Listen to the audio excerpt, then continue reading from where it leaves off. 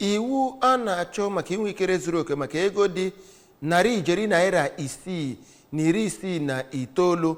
otu nakwazi ụma dị iche iche bụ nke ewepụtara maka amụma ego ọlụ nke gọọmenti Anambra steeti maka afọ 2025 ga-adị gabenisi njedebe n'abalị 31 bụ abalị ikpeazụ n'ọnwa Disemba 2025. ya bụ usoro iwu anọ bụ nke nwere nrụrịta ụka ya na ụdị pụrụ nnukwu iche ka e nwere ọgbakọ n'ụlọ omeiwu nke steeti ụlọ omeiwu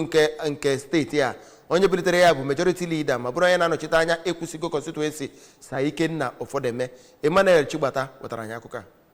Akwukwo kwuru banyere mkpa anya bụ usoro ọmụmụ iwu dịka Ikenna kọwara ya dịka ọkpụrụkpụ nzọụkwụ a na-azọ inwetazu ebumnobi nke steeti a nwere na amaokwu 2.0 na ntụnye nke ya ka onye nke na-anọchite anya Agwata constituency Honorable Anayo Kpaleke na onye nke na-anọchite anya ọgbata kwado Rumba South Injinia Imanwafọ na Barrister Obi Nweke onye nke na-anọchite anya ọgbata nkwado Anambra East toro nya bụ usoro amụma ọlụ bụ nke a ga-eji ego welu bụ nke ha kọwara dịka nke dakọrịtaranụ na ebumnobi steeti a nwere ya nakwazi ịdị uchu ya na ịkwalite ọdịmma ndị Anambra. Onye nkwupụta okwu n'ụlọ nzukọ omeiwu steeti a Bright Honorable Zonto Chukwudeze bụ onye nke wegara anya bụ usoro amụma iwu nyere otu ọgbakọ kọmitii na-akwụ maka ego n'ụlọ akụ ya na ihe ndị nke eji ya wee na-alụ maka ime nnyocha n'ime ya dịka ọ gwara ya bụ kọmitii ka agba mbọ wee weta ozi ka ngwa ngwa iji wee hụ na ebinyere aka n'usoro amụma iwu a n'oge ka e wejiri ya wee lụọ ọlụ. Ya bụ ngụpụta agụpụtara ugboro abụọ bụzi nke e nyere nkwado n'ime ya site n'aka ndị omebe iwu na ya bụ igwe bụ nke ha ji wee na-ekwu okwu.